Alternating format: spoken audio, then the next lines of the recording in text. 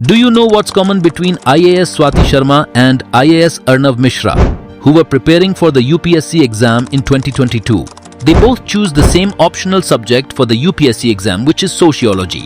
They both decided to join Vikash Ranjan Sir's sociology optional program and prepared the mains examination in sociology under his teaching and mentorship and succeeded in the UPSC civil service examination. Vikash Sir daily after class interaction with students cleared their general studies doubts as well. Just like IAS Swati Sharma and IAS Arnav Mishra, many others also followed Vikash Ranjan Sir guidance and teaching for preparation of sociology optional. And remember, success is not a matter of chance, rather right choice. Thousands of toppers made right choice by joining Vikash Ranjan Sir for sociology and essay preparation. That is a solution for 750 marks in mains. Make right choice and subscribe our courses for sociology optional, essay, ethics and CSAT. मेरा नाम प्रेम शंकर पांडे है और अभी हाल ही में जो UP PCS 2023 का result आया है उसमें मुझे उप जिलाधिकारी के पद पर चुना गया है और उत्तर प्रदेश में मुझे द्वितीय स्थान प्राप्त हुआ है। अगर मैं अपने बारे में बात करूं तो बेसिकली मैं प्रयागराज का हूं और इंटर तक की स्कूलिंग मेरी जीआईसी प्रयागराज से हुई। इंटर के बाद सन 2001 में मैं एयरफोर्स में चयनित हो गया और 2001 से लेकर 2021 तक 20 वर्ष मैंने एयरफोर्स में सेवा दी। एयरफोर्स में सेवा के दौरान ही मैंने ग्रेजुएशन और पोस्ट ग्रेजुएशन किया अपना कानपुर यूनिवर्सिटी से और 2021 में रिटायर हुआ। रिटायरमेंट के बाद अभी हाल ही में मेरा समीक्षा अधिकारी में चयन हुआ था और अभी ये दूसरी सफलता मिली है। अगर मैं अपनी यूपी पीसीएस की जर्नी की बात करूं तो ये मेरा 6th अटेम्प्ट था। 2018 से लगातार मैं मेंस लिख रहा था। 2018 से लेकर के 2021 तक का मेंस सर्विस में रहने के दौरान ही लिखा गया और 2022 में मैंने इंटरव्यू दिया था। ये मेरा दूसरा इंटरव्यू था इस बार जिसमें सफलता मिली मुझे। अगर मैं यूपी पीसीएस में देखूं कि मुझे सहयोग कहां कहां से मिला तो लगभग मेरी पढ़ाई सेल्फ स्टडी पर ही आधारित रही है। लेकिन जब मैंने 2018 में इसकी शुरुआत की थी तो अनअकैडमी पे एक मुकेश कुमार सिंह साहब हैं, उनसे गाइडेंस लिया था मैंने और 2020 तक उनका गाइडेंस रहा मेरे साथ। और उसके बाद जो है पूरी स्टडी जो है सेल्फ स्टडी पर रही। अपने मटेरियल को सीमित रखते हुए रिसोर्सेज को कम से कम रखा, रिवीजन ज़्यादा किया, जितना भी समय मिलता था उसमें पढ़ाई करते थे। आंसर राइटिंग वगैरह बहुत ज़्यादा तो नहीं की लेकिन 6 मेंस लिखते लिखते आंसर राइटिंग की प्रैक्टिस हो ही गई थी और ईश्वर के आशीर्वाद से ये रिजल्ट प्राप्त हुआ मुझे। इसी के साथ अगर मैं इस पे बताना चाहूँ कि 6 अटेम्प्ट क्यों लग गए तो जैसा कि मैंने बताया कि 2021 में मैं रिटायर हुआ। समय कम मिलता था, रिवीजन कम हो पाता था और चीज़ें जिस तरह से सोची जाती थी वैसे नहीं हो पाती हैं। जैसे 2020 का प्री निकलने के बावजूद भी मैं मेंस नहीं दे पाया क्योंकि उसमें गलवान इंसिडेंट हो गया तो छुट्टियां बंद हो गई थी। तो रिटायरमेंट के बाद 2021 के बाद जो 2 साल 2.5 साल अभी बीता है इस दौरान समय ज़्यादा दिया गया है। तो सफलता का जो सबसे अहम पहलू मैं देखता हूँ कि आप कितना समय देते हैं अपने लक्ष्य के लिए। आप अगर समय अच्छा देंगे तो आप रिवीजन भी अच्छा करेंगे और चीजें आपके अनुसार फिर वैसे ही हैपन हो जाती हैं।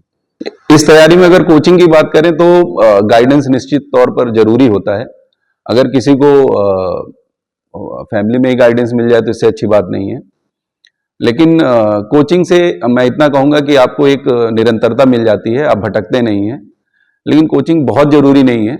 अगर आप अपने संकल्प के प्रति दृढ़ निश्चय हैं तो आप पा सकते हैं। लेकिन बिल्कुल ये एग्जाम ऐसा है कि बिना गाइडेंस और एक ग्रुप के जो है इसको निकालना थोड़ा कठिन पड़ता है। अगर यूपी पीसीएस में प्री मेंस और इंटरव्यू के लिए मैं अपनी स्ट्रेटजी की अगर बात करूं तो इसमें सबसे मुश्किल जो सामने आता है लोगों के सामने वो प्री ही आता है क्योंकि क्वालिफाइंग होता है और बहुत वास्ट सिलेबस को रटना होता है, मतलब समझना होता है और बहुत से लोग उसी स्टेज में बाहर हो जाते हैं। तो मेरा अपना मानना है कि आप जो पढ़ाई करते हैं अपने रिसोर्सेज का जितना अच्छा रिवीजन करेंगे आप उतने अच्छे मार्क्स प्री में ला सकते हैं। लेकिन आंसर्स को करने से ज़्यादा ये भी जरूरी है, क्योंकि नेगेटिव मार्किंग होती है तो हम गलतियां कम से कम करें। क्योंकि मैंने देखा है ऐसे बहुत से लोग हैं जो अपनी गलतियों के कारण प्री क्वालिफाई नहीं कर पाते हैं और उन नेगेटिव मार्किंग के कारण बाहर हो जाते हैं। तो प्री में मैं समझता हूं ये थंब रूल होना चाहिए कि आप नेगेटिव मार्किंग को ध्यान में रखते हुए गलतियां कम से कम कीजिए और निश्चित रूप से प्री आपका निकलेगा। जैसा कि मेरा प्री 6 बार निकला था। और मेंस की अगर बात करें तो यहाँ भी वही आता है कि अपने रिसोर्सेज को सीमित रखिए, स्टैंडर्ड रिसोर्स रखिए, ज़्यादा से ज़्यादा रिवीजन कीजिए और 3 घंटे में 20 क्वेश्चन लिखने की और 4 दिनों में 8 पेपर लिखने की क्षमता आपके अंदर होनी चाहिए। उतनी आंसर राइटिंग तो प्रैक्टिस आपको करनी पड़ेगी और अच्छे से अच्छा रिवीजन कीजिए, चीज़ों को प्रेजेंटेबल बनाइए, तो मेंस भी आपको अच्छा नंबर देगा। और क्योंकि अब ऑप्शनल सब्जेक्ट है नहीं तो आपको GS 1, 2, 3 और GS 5, 6 में बहुत थोड़ा ही अंतर है। आपको यूपी के कंटेंट को रिलेट करना है उसके साथ में। और रही बात इंटरव्यू की, तो इस बार इंटरव्यू बिल्कुल बदला हुआ था। जैसा कि पहले से भी ऐसा खबर प्राप्त हुई थी कि इंटरव्यू इस बार मौखिक परीक्षा की तरह नहीं होगा, तो बिल्कुल एकदम नॉर्मल बातचीत की तरह था। तो अगर आप देखेंगे तो प्री मेंस इंटरव्यू अब ऐसा हो गया कि तीनों एक साथ कंबाइंड स्टडी करने की जरूरत है। और जिसमें अगर मोटे मोटे रिसोर्सेज की बात की जाए तो आप न्यूज़पेपर लगातार पढ़िए। इसके साथ में आपका जो प्री के लिए, मेंस के लिए जो भी मटेरियल है वो कम से कम रखिए, जिसमें पूरा सिलेबस कवर होता हो, और उसी को बार बार रिवाइज करते रहिए। और इसके साथ में जो सिलेबस है आपका, जो सिलेबस के जो पॉइंट्स हैं, उसके ऊपर आपके पास एक एक पेज में अगर नोट्स बुलेट्स में आपके पास प्रिपेयर हो जाते हैं तो लास्ट टाइम रिवीजन भी अच्छा होता है और वो आपको बहुत हेल्प करते हैं। मैं अपनी इस सफलता का श्रेय जैसा कि मेरे माता पिता को है और ईश्वर को है, इसके साथ साथ मेरी अपनी मेहनत भी है। और इन सब से बढ़कर मुझे कुछ ऐसे मित्र मिले जिनके साथ तैयारी की गई और आज उन मित्रों में से कुछ लोगों का नहीं हुआ है, लेकिन यह है कि उन मित्रों का भी बहुत बड़ा योगदान है मेरी सफलता में। अगर मैं आने वाले एस्पिरेंट्स को मैसेज की बात करूं तो मोटिवेशन देखिए जो होता है वो आपका अंदर से आता है। मोटिवेशन आपकी खुद की प्रेरणा होती है कि आप किस स्थिति में हैं और स्थिति से कैसे निकलना चाहते हैं। तो मैं तो यही कहूंगा कि बाहर मोटिवेशन ढूंढने से अच्छा है कि आप अपने अंदर मोटिवेशन ढूंढें, देखें कि आप किस स्थिति में हैं, आप कौन सा लक्ष्य पाना चाहते हैं, और अगर वो आंतरिक प्रेरणा आपके अंदर है तो बाहर आपको किसी मोटिवेशन की जरूरत नहीं है। आप निरंतर अनवरत अपने लक्ष्य के लिए लगे रहिए, निश्चित रूप से सफलता आपको मिलेगी। भटकाव जितना कम होगा, लक्ष्य पर निगाह जितनी अच्छी होगी और मेहनत जितना आपकी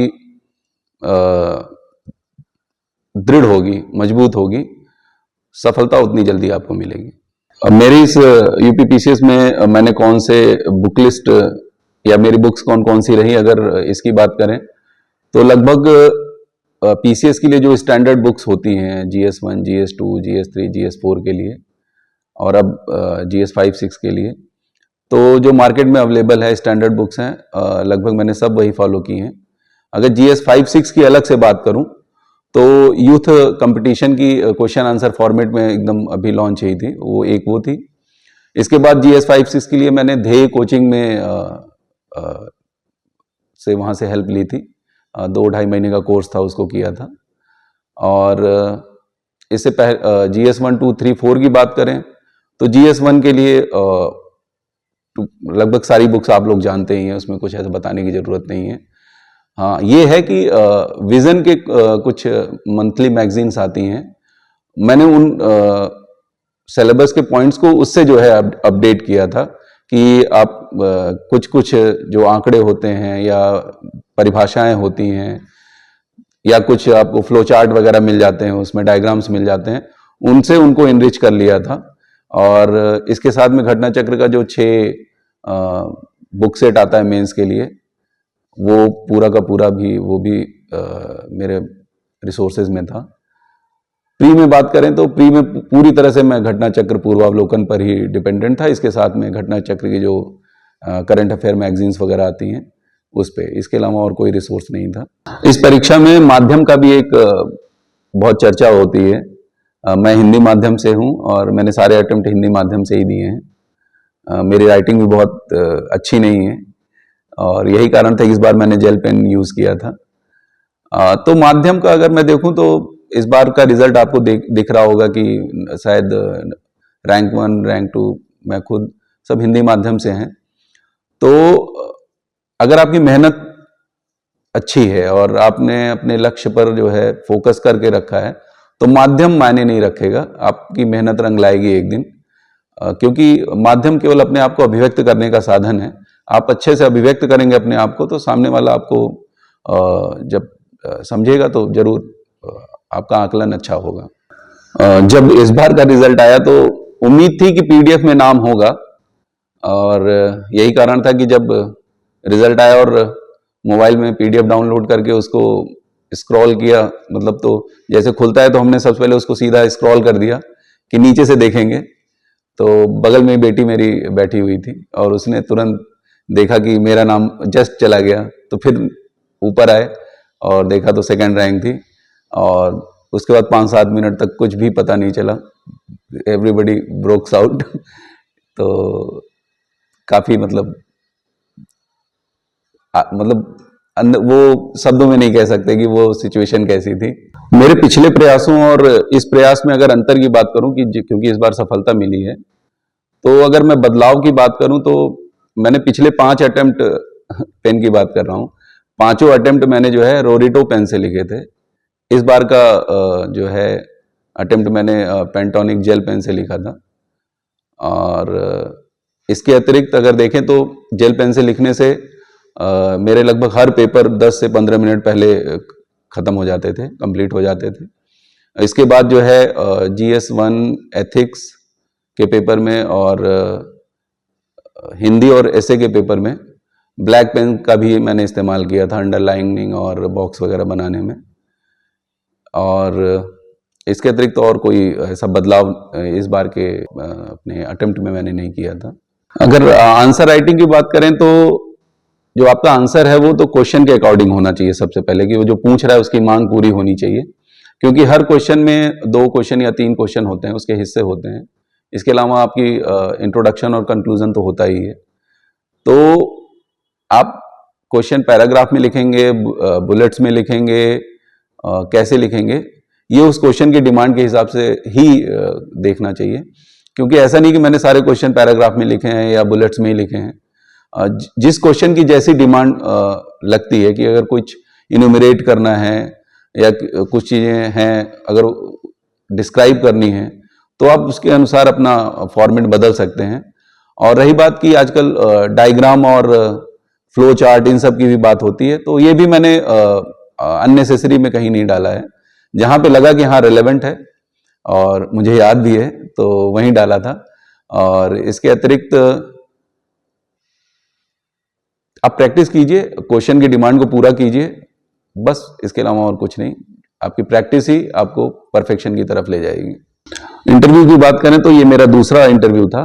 पिछला इंटरव्यू जो था वो अगर देखें तो 40-50% फैक्चुअल पे चला था, 40-50% ओपिनियन बेस्ड और सिचुएशंस पे था। पिछली बार मुझे 66 मार्क्स मिले थे। इस बार का जो इंटरव्यू है वो पूरी तरह से ओपिनियन बेस्ड था और सिचुएशन बेस्ड था। यानी जो मुद्दे हैं, जो उस समय के करंट के मुद्दे हैं, या फिर जैसे मैं डिफेंस बैकग्राउंड से हूँ, अभी सचिवालय में समीक्षा अधिकारी के पद पर कार्यरत हूँ, तो इन सब से संबंधित कुछ बेसिक कॉन्सेप्चुअल बातें की गई कि मतलब जैसे आप डिफेंस में हैं और आज यहाँ पर हैं तो दोनों के डिसिप्लिन में आप कैसा अंतर पाते हैं, दोनों के वर्क कल्चर में आप कैसा अंतर पाते हैं, या आप एसडीएम बनेंगे तो कौन सी ऐसी कुछ बातें होंगी जो आप डिफेंस की कुछ ऐसी वैल्यूज जो यहाँ पे आप इंप्लीमेंट करना चाहते होंगे। तो या फिर आप एसडीएम बन गए तो आप करप्शन को कैसे कंट्रोल करेंगे, या एज एसडीएम आप आज के समय समाज में, सोशल मीडिया के युग में मॉरल वैल्यूज की कमी हो रही है बच्चों में, तो उसके लिए आप क्या करेंगे। तो अगर क्वेश्चन आप देखेंगे तो कहीं ना कहीं ये क्वेश्चंस ऐसे हैं जो किसी भी विषय पर या किसी मुद्दे पर आपकी समझ, आपकी राय को जानने के लिए हैं। तो इसके लिए मैं कहूंगा कि इंटरव्यू के लिए आपका न्यूज़पेपर जो रीडिंग होती है, और उस सब न्यूज़पेपर के डे टू डे में जो स्टोरीज आ रही हैं या मुद्दे उठ रहे हैं, उस पर आपकी राय, उसको डेवलप करना जरूरी है, और वो पहले दिन से होना चाहिए। जैसे कि मैंने पहले कहा कि प्री मेंस इंटरव्यू ये अलग अलग हम नहीं देख सकते हैं, इनकी कंबाइंड स्टडी होनी चाहिए। और न्यूज़पेपर एक प्रमुख भूमिका निभाता है आपकी तैयारी में, प्री से लेकर के इंटरव्यू तक। और आज के समय में जब इंटरव्यू में इतना बदलाव हुआ है तो न्यूज़पेपर की भी वैल्यू बहुत बढ़ जाती है।